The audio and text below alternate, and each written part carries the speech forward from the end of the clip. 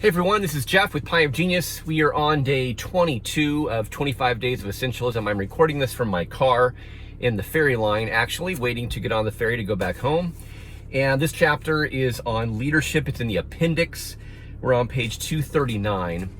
And this is all about leadership and essentialism, and it talks about clarity to begin with. And here's the deal. If you do not have clarity as a leader of what your purpose is, what is essential, you are not going to thrive. It is impossible.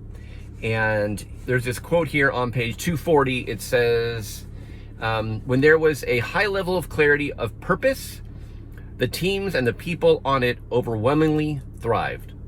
When there was a serious lack of clarity about what the team stood for and what their goals and roles were, people experienced confusion, stress, frustration, and ultimately failure.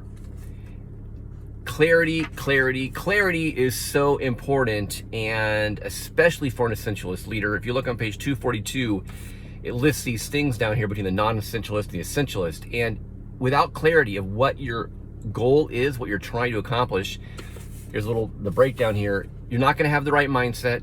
You're not going to know what the mindset should be. Your talent doesn't know actually what to do, or you don't even know who to hire. You won't have clarity on your strategy. You won't have empowerment. You won't have clarity of what to communicate.